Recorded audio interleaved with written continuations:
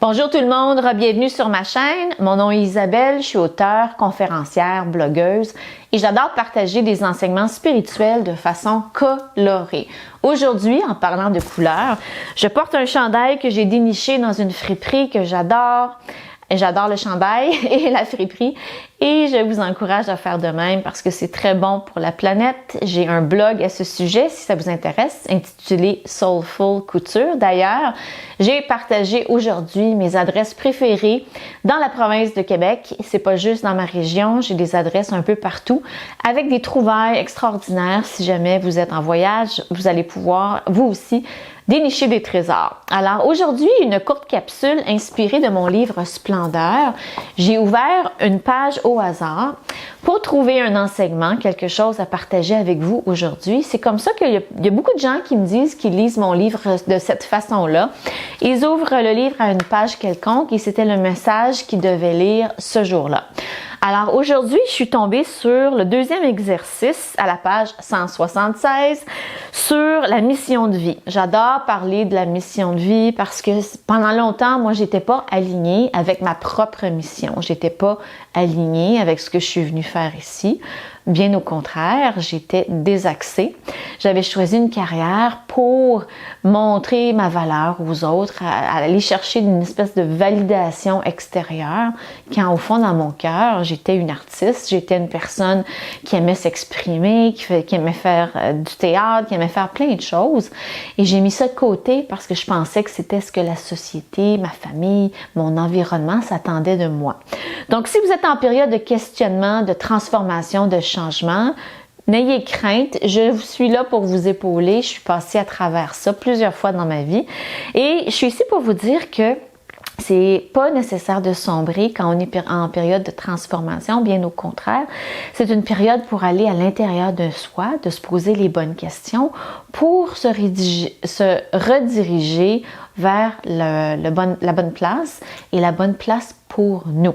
Donc, la première question dans cet exercice vous demande « Qu'aimiez-vous faire quand vous étiez enfant? » C'est une question très importante parce qu'il y a des indices très probants et puissants qui se présentent quand on est enfant. Pourquoi? Parce qu'on est dans la liberté d'être. On se pose pas mille et une questions. Est-ce que je vais être acceptée? Est-ce que les autres vont apprécier ce que je fais, ce que je fais pas? Non, on est dans la liberté d'être. Un enfant, c'est merveilleux, c'est fabuleux. Regardez ça.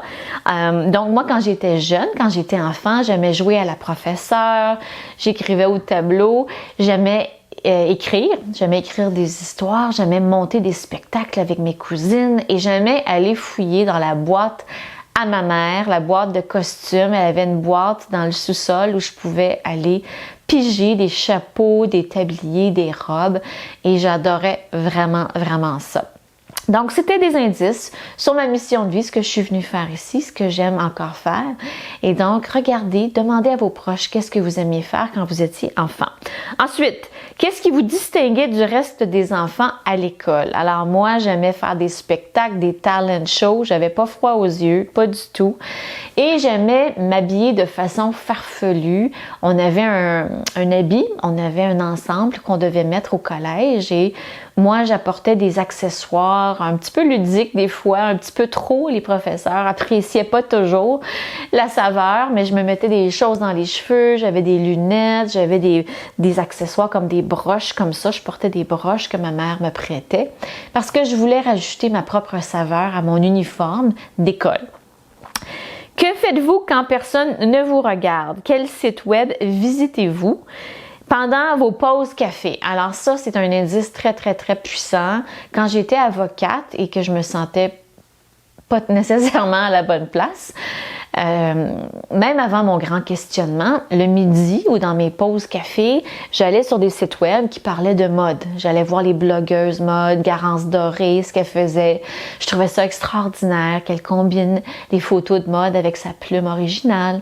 Je passais du temps sur les sites web d'auteurs, d'écrivaines que j'admirais, sur des choses, sur le développement personnel aussi. Donc, c'était des univers qui me parlaient beaucoup, des univers aussi colorés, des blogs de mode rose, tout ce qui était vraiment dans cet univers-là, j'aimais ça.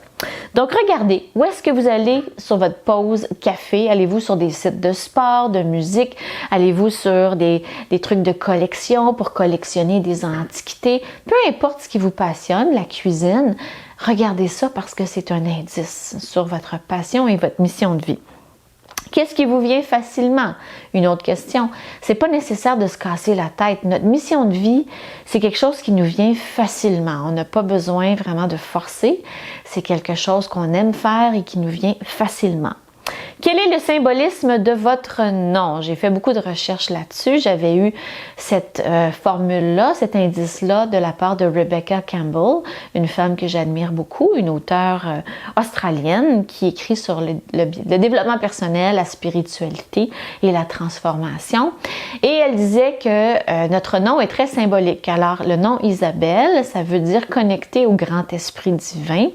Et ce qui est fort intéressant, c'est que j'attire énormément de clientes de coaching qui s'appelle Isabelle. Parce que on attire vraiment des miroirs de qui nous sommes et souvent, on attire des personnes qui sont sur le même chemin que nous et qui ont les mêmes ambitions, les mêmes passions et les mêmes dons.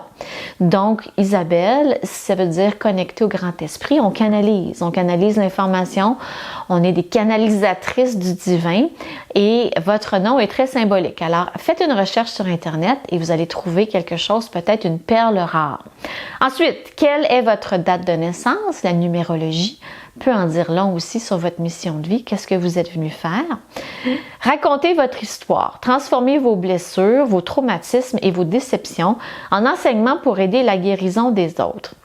Donc, qu'est-ce que vous avez transformé dans votre vie? Avez-vous surmonté des obstacles, la maladie, un congédiement, de la détresse, un accident, du harcèlement? Tout ça peut aider quelqu'un.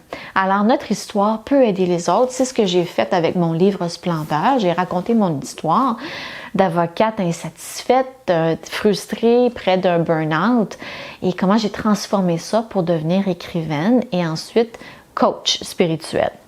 Quelles sont vos passions et vos compétences? Qu'est-ce qui vous fait oublier de dormir et manger? Il y a des artistes qui se réveillent la nuit avec des idées, des écrivains aussi qui font ça, qui gardent un petit carnet de notes.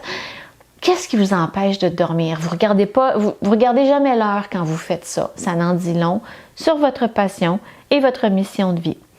Comment pouvez-vous être au service des autres? Très important. On est dans une période de grand chamboulement. On est ici pour aider la planète à faire sa transition vers la lumière, la 5e dimension. Donc, qu'est-ce que vous pouvez apporter dans ça? Vous avez une contribution à faire, c'est certain. Qu'est-ce qui vous passionne? Qu'est-ce qui vous apporterait un vrai sens? Qu'est-ce qui apporterait un vrai sens à votre vie? Comment aimeriez-vous qu'on se souvienne de vous? Alors, moi, c'est pas mal clair. J'aimerais qu'on se souvienne de moi comme une personne de lumière qui a apporté une certaine luminosité à la vie dans cette période de grands changements, de turbulences. J'aimerais qu'on se rappelle aussi de mon côté ludique, coloré, que j'aime faire des choses originales et ma passion pour la musique disco et les vêtements colorés, certainement. Ensuite, qui sont les personnes sur cette terre que vous admirez vraiment? Ça, c'est un enseignement qui vient d'une des lois spirituelles. Quand on admire quelqu'un, c'est parce qu'il reflète la lumière en nous. On a, nous aussi, cette lumière-là. On a quelque chose. Cette personne-là reflète tout simplement une partie de vous. Et quand on n'a pas le courage de faire ce que cette personne-là qu'on admire, c'est parce que on est dans nos peurs. Mais cette personne-là, elle est là pour nous refléter cette magnifique essence, cette luminosité, pour nous rappeler que nous aussi, on a ça à l'intérieur de nous et qu'on est venu faire des grandes choses. Donc, moi, j'admire plein de gens, des auteurs, des autrices, des designers de mode. J'admire beaucoup les femmes qui portent des vêtements, des blogueuses mode, surtout les blogueuses d'un certain âge, qui ont plus de 50, 60 ans, qui se démontrent dans des superbes tenues qui montrent que la mode n'a pas d'âge. Je pense à Sophie Fontanelle, l'éditrice française qui partage des selfies sur son compte Instagram à tous les jours, des enseignements sur la mode, mais surtout elle partage son essence. à elle qui est pure. J'admire aussi la grande Iris Apfel, une femme qui a eu 100 ans cette année, qui a toujours des accessoires incroyables, des colliers qui viennent de partout dans le monde, et elle nous montre que, encore une fois, la couleur, la mode et être soi-même n'a pas d'âge. Alors voilà pour des conseils pour trouver votre mission de vie. Si c'est un sujet qui vous parle, j'ai une formation de 2 heures qui se trouve sur mon site web. Vous allez pouvoir en savoir plus et aller davantage en profondeur si ça vous interpelle. Et donc, je vous dis merci infiniment de me lire, de m'écouter, de me suivre et je vous dis à la prochaine pour une prochaine capsule. Au revoir.